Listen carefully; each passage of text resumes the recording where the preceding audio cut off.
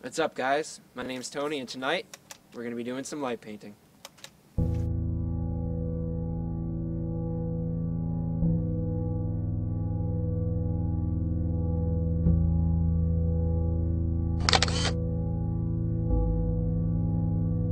What is light painting? Light painting is opening the shutter on your camera long enough to use a light source, like a flashlight, to draw in the darkness and effectively paint in midair, or add interesting new effects to things already in the picture. After you finish drawing with your light source, the shutter of the camera is closed and the picture is complete. This is a fun thing to do by yourself or with friends. What will I need to light paint? To do light painting, you need a couple of things. First of all, camera, digital or film. I prefer digital. Next, of course, a tripod. Keep your camera steady. And lastly, a light source. Flashlight will work, or, if you happen to have it, a strobe unit from a camera. In the shots that we have, I used a strobe unit just because it's very bright. The brighter, the better. The camera that you use has to have a manual mode. This allows us to extend the shutter speed beyond what is normally used to take a picture in the daylight.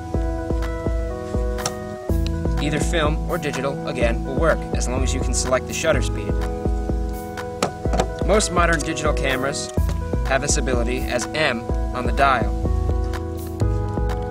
You can see on my camera here that it lets us adjust the f-stop as well as the shutter speed. And what you want to put it on is the B mode for bulb.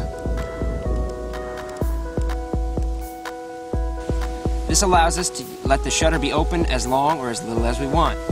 Basically, when you touch the button, it opens the shutter, and then when you touch it again, it closes it.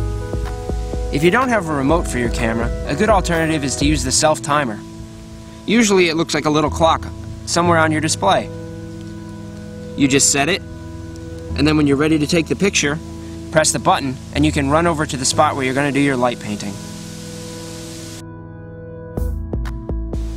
When you're doing light painting, it's extremely important that the camera stays steady in one position.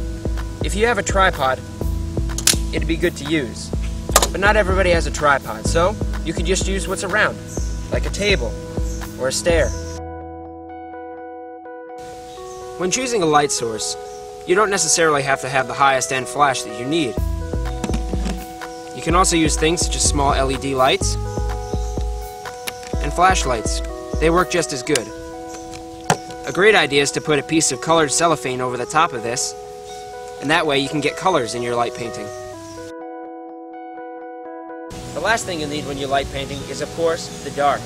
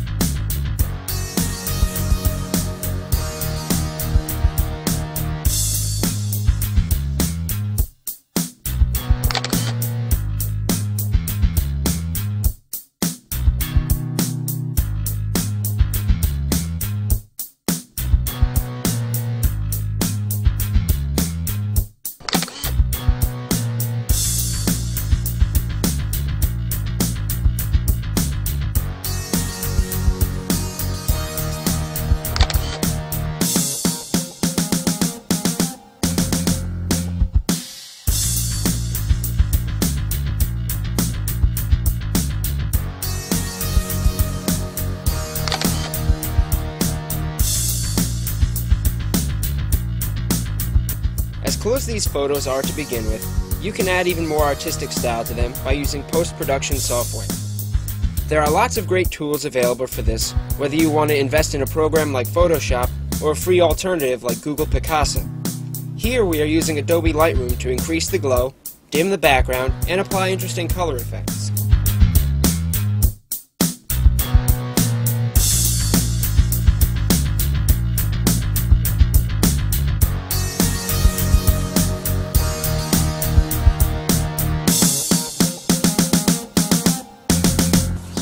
print them out, they're a really good way to make personal greeting cards. They're also really great for scrapbooking, and it's a nice way to send a personal message.